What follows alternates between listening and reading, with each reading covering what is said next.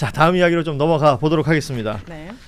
어제 청와대 영빈관에서 여러분 많은 분들이 관심 속에서 보셨죠. 대한민국 대도약 3대 메가 프로젝트 국민보고회가 있었습니다. 거론되는 금액들이 워낙 엄청나서요. 지금 한겨레 일면에 보면 호남, 충청, 영남에 반도체 AI 1,600조 투자 이렇게 적혀 있지만 저것뿐만이 아니잖아요. 그쵸. 사실 삼성전자와 SK하이닉스가 투자한다고 밝힌 금액만 그냥 단순 덧셈만 해도 4,755조가 됩니다.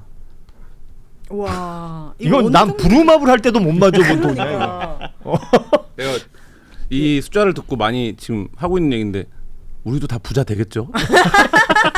아니 나는 네. 그 생각을 하긴 했었어요. 최근에 AI 관련해서 새로운 어떤 생각을 해야 된다라고 얘기하시는 학자들도 계시고 많잖아요. 예전에 그 석유가 나오기 시작하고 나서 오일머니로 중동 국가들이 잘 살게 되면서 네. 그럼 돈이 엄청 많아지잖아 국가에. 그리고 석유를 대부분 국유화했으니까. 그래서 국민들에게 학교도 공짜로 다니게 해주고 집도 공짜로 주고 이런 얘기들을 우리가 들은 적이 있었잖아요. 네. 야 이거 반도체 AI 잘 돼가지고 우리도 그렇게 됐으면 좋겠다. 좋겠다. 그런 생각을 전 잠시 했었거든요. 네. 그러니까 그만큼의 부가가치가 날 수 있는 곳이다. 라는 것을 기업들도 알고 정부도 아는 것 같아요. 그래서 이런 엄청난 투자들이 얘기가 되고 있는 것 같습니다. 저는 오히려 그 장면이 생각나더라고요. 윤석열 정부 시절에 대왕골에 우리 산유국 갑자기 긴급 브리핑했잖아요. 거의 엄청나게 많은 매장이 된 난리가 났어. 네. 그리고 막 조사해 보니까 1인 법인 누구였죠? 네. 누구래? 네. 에브레유 박사. 맞아요. 그 통나무 그 미국의 통나무집 사세요. 휴스턴에. 그러니까요. 그 리더가 바뀌니까 얼마나 다른가라는 게 되게 느껴졌어요. 여러 가지에서 평가가 나오는데 지금 1973년 이제 박정희 정권 시절에 중화공업 육성 계획 발표한 이후에 최대 프로젝트가 그때가 이제 말하자면 국가를 한번 대개조하겠다, 우리가 산업화로 가겠다 이런 선언이었다면 지금 이게 이제 그거에 버금가는 산업 대개편의 신호탄이 될 수 있다는 얘기도 나오고, 사실 이제 IMF 이후에 우리가 국가 주도로 뭘 이렇게 해본다라는 생각을 사실 하지 못했어요. 그러니까 기업들이 다 각계약층을 해왔던 거고 우리는 이제 그거의 묶음으로서 존재했던 거잖아요. 예를 들면 반도체도 어쨌든 삼성이라고 하는 기업의 결단이었고, 하이닉스도 마찬가지였고, 현대차가 성장한 것도 사실 그게 국가가 뭘 해줬다 이런 건 아니었는데, 그렇습니다. 사실 이제 그게 기조가 바뀌었다 이런 이제 선언도 되고, 또 그리고 이제 마지막으로는 이 지역 균형 발전이라는 담론이 처음 나온 게 이제 노무현 대통령 때입니다. 근데 그 후에 지금 20년이 넘게 흘렀는데 한 번도 그래서 어떻게 그걸 할 수 있는데 이거에 대한 솔루션을 찾지를 못했었어요. 야, 서울대를 내려보내면 좀 낫지 않나? 되지 않나? 아니면 다양한 아이디어들은 청와대가 많았었죠. 가야 되지 않나? 아니면 메가시티를 해야 되나? 했었는데 결국엔 이게 이제 말하자면 우리가 담론으로서 존재해 왔던, 그리고 지역 소멸이라든지 지방 분권을 위해서, 균형 발전을 위해서 뭔가 하긴 해야 되는데라고 했던 것들에 대해서 그러니까 엄청나게 사실 그 큰 프로젝트고, 훗날 성공하든 실패하든 이재명 정부의 한 장면을 꼽으라면 저는 어제가 되지 않을까. 이거는 역사의 한 페이지죠, 분명히. 지금 4,500조 원 넘는 돈을 얘기했지만 대한민국 1년 예산이 700조 정도예요. 네. 그러면 삼성이나 SK하이닉스 한 기업이 투자하겠다고 하는 게 대한민국 예산이 3배 정도 되는 것을 각 기업들이 지금 투자 계획을 낸 거거든요. 그래서 어제 많은 분들이 인상적으로 본 장면 중에 하나가 이재명 대통령이 두 기업 회장에게 고맙다며 90도로 인사하는 모습. 더 많이 숙였잖아요, 대통령이. 아니 처음엔 절하겠다 그랬었대요. 진짜로. 강훈식 실장이 말렸다는 거죠. 그건 좀 아닌 것 같다. 네. 절은 좀 오버한 것 같긴 한데. 예. 아무튼 광우신 기자는 이 어제 발표 어떻게 평가하십니까? 저는 좀 약간 복잡하긴 한데 왜냐하면은 어쨌든 재벌 총수들을 영웅이라고 추대해 주면서 이렇게 국가 행정부의 수반이 이 90도로 절을 하는 모습이 과연 어떤 시그널일까? 뭔가 노무현 전 대통령이 예전에 이 권력을 시작으로 넘어갔다가 뭔가 그런 것도 떠오르도록 하면서, 근데 그러나 현실적으로 국가가, 정부가 주도해가지고 더 이상 할 수 있는 일이 많지가 않아요. 민간과 시장의 조력 없이는. 그러니까 우리나라 자본주의라는 체제를 유지하고 있고 어쨌든 부가가치를 계속 만들어가지고 지금 성장 동력이 많이 약화돼서 우리나라가 이제 노쇠해지고 있구나, 성장 동력을 어디서 만들어낼까 계속 고민이었는데 이걸 돌파할 수 있는 뭔가 구멍이 하나 보이는 거잖아요. 그러면은 국가가 적극 나서는 거는 정부로서 너무 당연한 거고, 그리고 거기에 시장에 좀 조력을 얻어가지고 특히 지금 이 시장을 리드하고 있는 주요 기업들이 한국에 있다는 것 자체가 얼마나 또 행운이고, 또 그 발전 바탕에 또 국가가 얼마나 기여한 역할들이 있겠습니까? 그러니까 그거에 대해서 기업의 책임도 다 할 겸 또 국가가 이전부터 항상 하고 하고 싶었는데 못했던 과제들이 맞물려 있잖아요. 그렇죠. 이 수도권을 좀 벗어나가지고 이 균형 발전도 좀 이루고 특히나 낙후됐던 지역들에 뭔가 큰 것도 만들어 주면서 기업도 상생할 수 있는 자리가 뭘까? 이전까지 여러 가지 프로젝트가 있었는데 아주 눈에 띄게 성공한 사례가 사실 많지는 않잖아요. 그런 차원에서는 시도에 봄직한 프로젝트인 건 분명하다. 근데 이제 저는 이제 이걸 가지고 반대하는 국민의힘이 네. 예. 논리가 차라리 아니 이거 시장과 민간에 맡겨야지. 왜 정부가 자꾸 나서가지고 큰 정부 역할 하려고 하냐? 뭔 모르겠는데 그게 아니라 호남 꼭 줘야 됩니까? 영남도 주세요.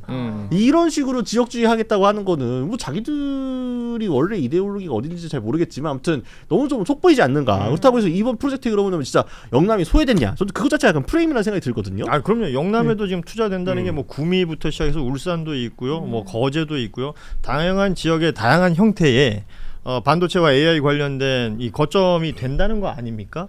그런데 그것은 모르겠어요. 뉴스에서 아예 지워지고 호남의 반도체 클러스터 얘기만 얘기를 하고 있고, 그러니까 국민의힘에서 주장하고 있는 뭐 논리로 내세우고 있는 거 있잖아요. 용수와 전력이 많이 필요한데 지금 용수가 부족하지 않냐? 그 광주에 그 가뭄 있었던 거 기억 안 나냐? 뭐 이런 식의 논리로 접근을 한단 말이에요. 이거는 굉장히 좀 뭐 호도되는 내용들 아니겠습니까? 그러니까 지금 곽우신 기자가 비판한 것 같은 비판, 예를 들면 두 개의 기업과 함께 이거 국가 대개조 프로젝트를 추진하고 그 기업 총수들을 영웅이라고 칭하는 이 방식의 접근, 이거에 대해서 불편함을 가질 수 있죠. 그러니까 예를 들면 전통적인 예? 의미의 어떤 이제 국가 기업의 관계에서 저는 이제 뭐 그런 비판 정당하다고 생각하고 할 수 있는 비판이라고 생각을 해요. 근데 지금 국민의힘이 하고 있는 비판은 전형적인 말하자면 생트집 잡기죠. 생떼 예. 쓰는 거죠. 그러니까 예를 들면 이걸 대구나 구미에 줘도 됐냐, 우리 지지 기반에 줘도 되지 않냐, 뭐 이런 수준의 얘기인 거고, 전력이나 용수의 문제는 예를 들면 그게 구미에 가면 없습니까? 그렇지 않아요. 그리고 지금 얘기가 잘 안 되고 있는데 전력을 더 많이 필요하는 건 AI 데이터 센터입니다. 근데 그렇죠. 이거를 전국 광역 단위에 지금 6개인가 8개인가의 계획인 거잖아요. 이게 아마 전기 문제가 더 될 거예요. 그러면 이거는 뭐 세종에도 가고 뭐 여러 지역에 가는데, 그러니까 이 부분들을 결국엔 해결해야 되는 거고, 이 비판이 똑같은 비판이 1973년도에 중화학 육성계획 제가 찾아보니까 그때도 있었어요. 그때 사실상 창원이라든지 포항이라든지 지금 이제 여산단지가 있는 여수 일부 지역이라든지 이런 단지가 개발된 건데 그 사진 한번 찾아보세요. 벌판이에요, 그냥. 네. 벌판이에요. 제가 오늘 울산 얘기를 많이 하게 되는데 네. 당시 그 73년도가 되기 전에 있었던 게 62년도에 울산이 시가 되거든요. 현대중공업, 현대조선소가 울산에 유치가 되면서 사람들이 몰려들면서 시가 돼요. 네. 그때 사진 보면 울산에 아무것도 없습니다. 논반. 네. 그 조선소를 만들기 위해서 뭐 유명한 일화들 있잖아요. 정주영 회장이 앞에 배로 물 맞고 그렇게 조선소 만들었다는 이야기. 그래서 뭐 남동 임해공단이라는 게 만들어져요. 그러니까 포항에서부터 울산 지나서 부산 지나서 저렇게 경남 일대 그리고 아까 여수 산단까지 네. 가는. 우리 학교 다닐 때 많이 외웠던. 예, 그러니까 그 기억 안 시간들을 나는. 생각해 보면 네. 그 시간이 지금 2026년까지 오면서 영남 기반으로 그들이 정치할 수 있는 베이스가 됐던 거 아닙니까? 네. 그런데 여기에서 또 다른 호남, 충청, 강원 다른 지역에 무언가가 진행된다고 이 사람들이 지금 손 들고 나온 거 아니에요? 왜 우리 동네 안 주냐? 네. 이건 너무 구태예요. 그러니까 네. 구태죠. 구태고, 그러니까 그런 정도 수준에서 할 수 있는 얘기, 대통령이 지금 던진 거는 이 그랜드한 얘기를 그렇게 마이크로한 부분들, 그 다음에 편협적인 부분들로 따지는 거는 바람직하지 않다라는 생각이 들고, 뭐 그 외에 여러 비판들도 또 하고 있잖아요. 뭐 예를 들면 뭐 전당대회 총알용이다, 뭐 이런 얘기. 누가 전당대회 총알로 2,000조를 씁니까? 4,700조. 네, 4,700조를 씁니까? 뭐. 할 거 있으면 지선 전에 발표하지 않았겠어요? 네. 정치 예를 들면 그렇게 정치 효과를 낼 거였으면. 그렇죠. 뭐. 선거가 바로 코앞에 있는데. 뭐 그 전에 발표했으면 선거용이라고 했을 거고, 그 다음에 또 무슨 얘기 있습니까? 뭐 기업 8비 틀어서 2,000조 뭐 삥 뜯는다 이런 얘기 하시는 분들도 어떤 기업이 8비 틀렸다고 2,000조를 투자하냐고요. 4,700 이게 규모에 맞는 얘기를 좀 했으면 좋겠다. 저는 이런 생각했어요. 이게 보니까 10년, 뭐 길게는 20년 가까이 그렇죠. 걸릴 수 있는 프로젝트인데 이게 정권이 바뀔 때마다 이 자체가 흔들려 버리면 안 되기 때문에 뭔가 이 정권 차원에서 이게 지속 가능할 수 있도록 정책적으로 좀 뒷받침해줄 수 있었으면 좋겠다라는 생각도 했습니다. 사실은 그 삼성이든 SK 하이닉스든 어제 대통령이 뭐 영웅이라는 표현까지 붙이면서 얘기했던 것은 그러니까 뭐 인건비 문제라든지 다른 어떤 비용 문제를 생각했으면 꼭 대한민국에서 이렇게 투자를 하지 않아도 되는 일이고 굉장히 글로벌한 어떤 비즈니스가 될 수 있는 것인데 대한민국에 투자를 결정했고, 이재용 회장의 표현 중에는 네.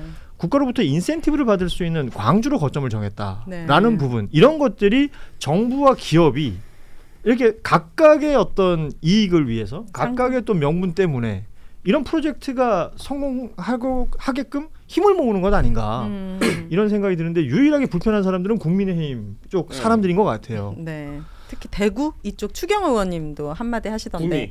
네, 구미도 그렇고. 근데 거기도 어쨌든 소부장이 가기 때문에 그리고 이제 또 한 축의 비판 이런 건 있잖아요. 아까 이제 예를 들면 아까 곽우신 기자가 얘기한 게 보다 왼쪽에서 이제 오는 비판이라면 그렇죠. 오른쪽에서 오는 비판 이런 거 있죠. 이게 4,600조가 현실감이 있냐? 그러니까 예를 들면 실제 진짜 이게 되냐?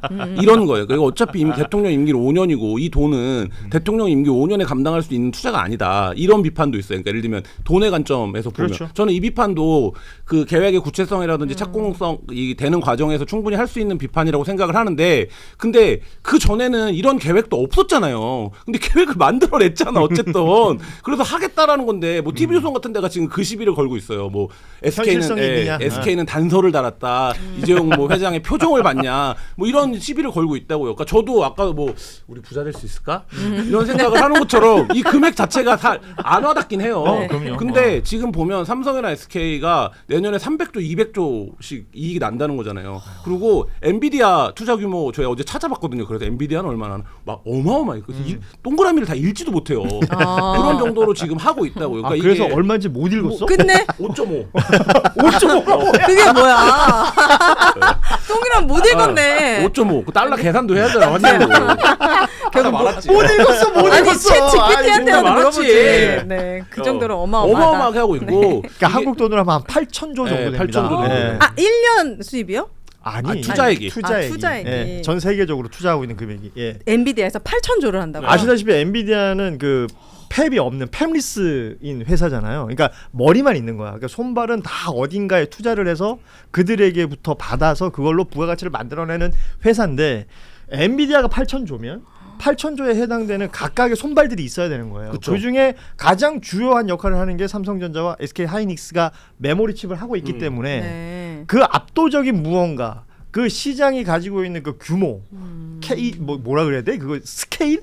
이런 것들에 대한 이해가 없는 사람들이 뭐 부루마블이냐 뭐 씨앗은행에서 돈 찍어내냐 이런 얘기 하고 있는 거죠 지금. 맞잖아. 5.5조 달러. 이게 느낌이 안 오잖아요. 그래서 근데. 8,000조라고 내가 네. 얘기해줘. 8,000조. 5.5조 그 뒤에 야 영어다 씨 이렇게.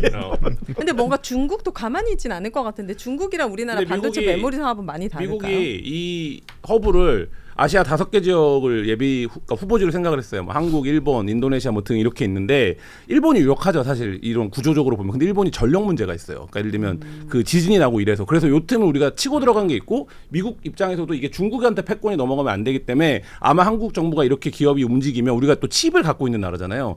그렇기 때문에 이 연결망도 살아 있고 그래서 아마 미국도 대대적인 투자에 이제 나서겠죠. 그렇죠. 네. 뭐 여러분 조금만 생각해 보면 이제 전임 대통령이 그 재벌 총수들과 연출했던 장면들은 떡볶이 사주고 막 뭐지? 그랬잖아. 떡볶이, 오뎅 오뎅, 국물 사주고. 엘리베이터 내리면서 야, 토했다는 소문 오늘 밤에도 한잔 해야지. 네, 이런 거. 이런 것들이 네. 연결되면서 맞아요. 대통령과 재벌 총수들이 보여주는 그 모습에 대한 뭐 각 지역별로 기대치도 있는 것이고 지금 이제 비판의 지점들도 분명히 있습니다. 어제 저는 김종대 의원이 지적했던 부분도 굉장히 인상적이었는데 지금 뭐 어제 저 보고회 할 때 각 부처 장관들이 나와서 브리핑을 했어요. PPT. 예, 그 브리핑에 왜 노동부 장관이 없었냐? 아, 그리고 복지 관련된 이야기는 왜 없었냐? 뭐 그러니까 먼저 이야기를 해야 될 부분이 있고 뒤에 이야기해야 될 부분이 있다고 얘기할 수는 있겠으나 빠져 있는 부분에 대해서는 아쉽다. 이런 얘기를 하더라고요. 네. 그러니까 충분히 비판할 수 있는 지점도 있고 얘기할 수 있는 지점도 있는데 지금 국민의힘 쪽에서 주장하고 있는 바에 대해서 특히나 저는 여러 가지 중에 안철수 의원이요. 이분이 뭐래? 그 동네 땅값 오른다. 대단한 땅값 조사해봐야 된다. 예. 그 동네 땅값이 오르지 않습니까? 뭐 이런 거잖아요. 그러니까 이런 식의 접근. 이분은 의사고 과학자잖아요.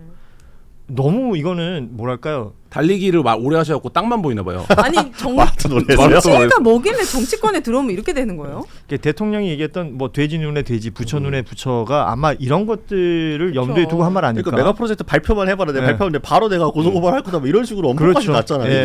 이게 아니, 지금 그런 얘기를 공무원이 하고 있어요. 이거 임기 끝나면 구속된다 기업들한테. 신동욱 의원은 그 얘기를 했어요. 네. 다 감옥 갈 사람들이다. 네, 뭐 그래서 이런 식으로. 그러니까 그렇게 접근하면 이게 이제 어쨌든 국가의 미래를 바꾸자, 국가의 산업 구조를 개조하자 이런 프로젝트고 그 정서적으로 보면 산업화 세대와 민주화 세대가 두 개의 정당을 이루어서 지금 어쨌든 한국의 양당제가 만들어진 거잖아요. 큰 틀에서 보면 거칠게 정리하면. 근데 이제 민주화 운동을 베이스로 하는 정당의 대통령이 기업 청소를 국민 영웅으로 칭하고 90도로 고개 숙여 인사하고 이러면 본인들은 점잖을 수도 있잖아요. 야, 이거 봐.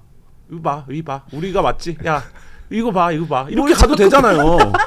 뭘 자꾸 혼자 네. 무슨 아니, 딴 세상에 있는 거 그게 같은데 아니라- 방송에 집중하시라고요. 뭘 봐, 뭐 이거 봐. 그러니까 이해를 민주화 세력의 지도자가 네. 저쪽 네. 정당에서 배출한 지도자가 기업 청수에게 머리를 숙이는 장면이 나오면 네. 이내 그렇게 산업화 세력을 부정하고 산업화 세력에 대해서 뭐라 하고 산업화 역사를 부정해도 결국엔 이 산업화를 의 주축들이 없으면 국가 경제도 유지가 안 되고 이러니까 앞으로 기업 청소 잘 모시고 반기업 하지 말고 이렇게 해서 잘 이제 우리 해보자 이러면 의젓해 보이잖아요. 점잖아 보이고. 근데 그게 아니라 뭐 이거를 이런 식으로 지금 땅 까버립니다. 뭐 이렇게 지금 듣고 있으면 뭐 어떻게 하자는 거냐. 그러니까 보면은 자기들이 했던 대로 생각을 하는 그렇죠. 거죠. 대신에 본인들의 경험. 그게 저는 그 이제 이재명 대통령의 SNS 두고 이게 누굴 겨냥하는 말이 많잖아요. 근데 예. 저는 그날 SNS 여러 개 했기 때문에 맥락을 보게 되면은 저 요 부분이 맞다고 생각이 들거든요. 그러니까 이게 자기들 박근혜 때 다 삥 뜯어가지고 뭐 다 내놔 해가지고 K 위로재단 해가지고 했던 예, 그 예. 방식 생각하니까 네. 윤석열 때 해가지고 뒤에 쪼르륵 세워놓고 막 떡볶이 또 생각하니까 아 이번에 너희도 기업 팔목 비튼 거지라고 반응이 나오는 게 아닌가. 지들 했던 대로 생각하니까. 예. 근데 그- 너무 좀 이거야말로 관성적인 지적과 맞아. 비판 중에 야, 하나가 아닌가. 그때는 야 삼성 비틀어봐 얼마 내나 비틀었어요. 한 30억 냈어. 말도 내. 이러고 말도 냈어. 야 그럼 얘기하는 거잖아요. 야 수첩에 받아 적어.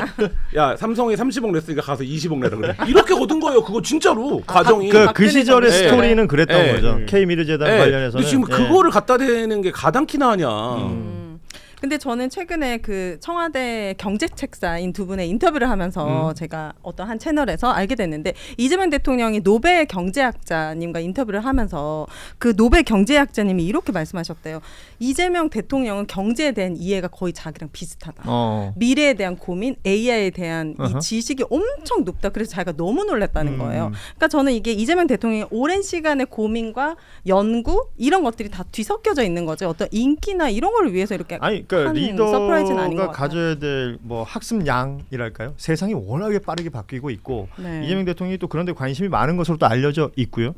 그리고 뭐 김용범 정책실장이 나와서 했던 발언들도 그렇고 AI 혁명이라고 불리는 이 시대에 어떤 식으로 대한민국이란 나라가 어떤 표준화에 기여하고 또 주도해 나갈 것인가에 대한 고민들은 분명히 있었던 것인데 맞아요. 어제 이 국민보고에는 그 1장 첫 장을 연 장면이라고 본다면 이제 지켜봐야죠. 그리고 계속해서 감시해야 됩니다. 제대로 진행되는가, 네. 그리고 지금 말한 대로 되는가 등등에 대한 뭐 기업의 판단이나 이런 것들도 있을 수 있겠습니다만 정부 단위에서 대통령도 그러잖아요. 청와대에 직접 담당관을 두고 내 임기 내에는 내가 직접 챙기겠다. 이런 것들을 우리가 계속해서 지켜보면서 함께 이건 또 만들어가야 되는 어떤 대한민국의 미래가 아닌가 그런 생각을 해보게 됩니다. 예. 네. 자, 우리도 다 부자 되는 거죠? 그렇게 되면 되겠지. 여러분 부자 되세요. 갑자기 생각나네요. 뭐라도 뭐 되겠죠? 아니 그러니까 그런 논의를 지금부터 했으면 좋겠어요. 네. 요새 이제 재건축 재개발이 핫한 워딩 아닙니까? 대한민국을 재건축 재개발해 볼 수는 없는 건가? 그러니까 어떻게 보면 약간 이 전통적인 좌파들의 일각의 꿈 중에 하나가 북유럽식 3인주의 우리는 못하는 건가? 그러면 막대한 정은 어디서 나오는 거죠? 혹시 이걸 통해서 우리가 국부를 좀 상승해 놓는다고 하면은 이걸 쌓아둔 걸로 확실하게 분배해서 시스템 만들어볼 수 있지 펀드로 않을까? 해갖고 한 달에 막 다 주고 이제 우리 다 거저먹을 생각만 하고 계시네. 아니, 제가 이렇게 40년 동안 열심히 살았는데 앞으로 남은 40년도 일해야죠. 실제 AI 혁명이라는 것이 일상의 상용화가 되고 나면 인간의 노동 시간은 줄어들거든요. 그쵸. 밸런스가 그러면 필요하죠. 나머지 노동이 줄어든다는 건 임금도 낮아질 수 있다는 것이기 때문에 그럼요. 그걸 어떤 식으로 채워줄 것인가. 그래서 국부가 막 쌓인다면 사실 북유럽이라는 그 복지 체제를 얘기할 때 그만큼 그 동네 사람들이 세금을 많이 많이 내잖아요. 내죠. 그쵸. 예, 그 얘기를 세금이 아닌 국부로 해결한다면 우리도 먹고 놀 수 있나? 예. 우리가 살아있는 동안은 가능한 막, 거죠. 그런 저는 얘기 막 야, 요새 사우디 유승민 전 의원이 약간 실망인 거예요. 거예요. 네, 왜냐면 네. 유승민 전 의원이 원내대표로서 가장 유명한 말을 남긴 게 증세 없는 복지는 허구다. 그렇죠. 중부산 중복지 가린다 했잖아요. 그리고 네. 그 기회가 온 거 아닙니까? 그러면은 물론 영남 못 간 게 아쉬울 수는 있는데 이거 무슨 뭐 대국민 무슨 저기 오디션 하듯이 지역별로 해서 뽑자고 하는 게 아니라 진짜 이거 어떻게 할지를 좀 각 지역별로 특성화해서 좀 선진적으로 던져도 괜찮을 텐데 이 경제 전문가라고 하는 보수 인사조차도 예, 예. 이렇게 비판하는 건 조금 실망스럽다. 예, 아쉽다. 그 KDI 출신이라는 게 이력인 분들 있잖아요. 뭐 유승민 전 의원도 그렇고 윤희숙 전 의원도 그렇고. 근데 지금 이 국면에서는 거의 비슷한 표현들을 하고 있어요. 이건 정파성 말고는 딸리 설명이 안 되거든요. 그러니까 지금 이게 레벨이 다른 건데 약간 레벨 차이가 나는 것 같아요. 그러니까 이걸 비판하는 목소리도 레벨이 너무 낮고 이걸 비판하는 방향이나 주장들의 레벨도 낮고 그러니까 대통령이 바라보고 있는 어떤 높이, 그러니까 실제로 그게 현실성이 있냐 이런 비판은 할 수 있다니까요. 근데 얼마나 현실화될 거냐 이걸 구체화하는 과정을 여당도 야당도 도와야 그렇죠? 됐죠. 예. 그러니까 그런 걸 할 수 있는데 지금 정치권이 이 논의를 뭐라 그럴까요? 제대로 수용할 만한 지금 수준이 여야 다 안 되는 거. 저는 어제 민주당이 논평을 5시 반에 내는 것도 깜짝 놀랐어요. 그러니까 대통령 발표는 2시에 있었는데 여당이 어떻게 논평을 5시가 넘어서 냅니까? 그것도 그렇죠. 예. 이 부분에 대해서 얼마나 말하자면 또 민주당도 준비가 되어 있었느냐 이런 부분. 그래서 어제 기자들이 신문 마감을 해야 되는데 국민의힘의 주장에 맞서는 민주당 주장을 찾아야 되는 거잖아요. 이거를 광주시장 발언을 많이 인용했다니까요. 맞아요. 왜냐하면 논평이 예. 안 나와서 너무 늦게 나와서. 그러니까 뭐 그 전에 2개의 논평이 뭐 국민의힘 비판하는 건 나왔었는데 이게 무슨 얘기냐면 이 계획 자체에 대한 어떤 입장이 있는 게 아니라 국민의힘이 이걸 욕한 걸 비판하는 논평을 먼저 냈어요. 그러니까 이게 지금 한국 정치의 수준은 여기쯤에 그렇죠. 있고 이 계획은 그거에 비해서는 너무 그랜드한 얘기라서 이게 충의가 좀 안 맞는다. 맞아요. 강유전 대변인이 뭐 유튜브 채널에 나와서 말씀하시더라고요. 360일이 조금 넘게 이재명 정부가 그럼 여기 시작했는데 오기 전에 매불쇼 보고 있었다는 얘기네요. 잠깐 체크했죠. 예. 100일 동안 이란 전쟁이 있었고 몇 달 동안 관세 문제가 너무 예. 있었다. 그러니까 이재명 정부는 민생과 미래를 보고 가는데 자꾸 과거에 회귀하려고 하는 거 아닌가? 너무 엇박자가 나고 있는 것 그렇습니다. 이게 메가 프로젝트, 사실 메가라는 단어가 우리가 이제 통상 메가 세일 뭐 이럴 때 쓰는 메가 정도의 커피. 메가 커피 이 정도 수준이었는데 그 규모가 진짜 우리 너무 김한 기자 표현을 빌리면 그랜드한 거고. 네. 그러니까 뭐 어떤 다른 수식어를 붙여야 될지도 모를 정도로 굉장히 어마어마한 일이 역사의 한 페이지가 지금 펼쳐지고 있는 장면 네. 우리가 어제 봤고 그 이후에 우리가 또 토론해야 되고 사회적 합의를 이끌어내야 될 내용들은 계속해서 또 얘기를 하자고요. 맞아요. 예. 이렇게 나라 좋아지면 셋째도 가는 거죠, 김만 기자님? 저요? 네. 셋째요? 저 네. 부자 돼요? 부자 근데 됩니다. 이거 얘기를 내가 왜 하는 거냐면 내가 어제 그 발표를 보면서 그래도 제가 이제 직업이 기자니까 어쨌든 저 모든 문제를 비판적으로 생각해 보게 되잖아요. 그래서 내가 어제 기사를 쓸 수도 있는 상황이었다고요. 근데 얘기를 듣는데 숫자가 너무 안 와닿아 갖고 와 이거 나 부자 되겠는데 이런 생각이 먼저 막연하게. 네, 미래가 밝아야 애도 낳고. 아 그럼 사는 근데 거죠. 이런 생각에서부터 시작하는 거지 뭐. 그렇죠. 국민 하나 뭐 나의 이익으로 돌아오는가를 생각하지 않겠습니까? 예. 네. 그러다 보니 일부에서는 야 거기 땅 있는 사람을 체크해봐라부터 아유. 얘기하고 있는 그 정치인들도 사람들도 다 있는 거죠. 나처럼 생각을 한 거예요. 나 부자 돼. 쟤네만 부자 되는 거 아니야? 이런 생각을 한 거지. 아 그것에 대한 뭔가의 좀 현명한 접근도 되게 중요할 것 같아요. 맞습니다. 예.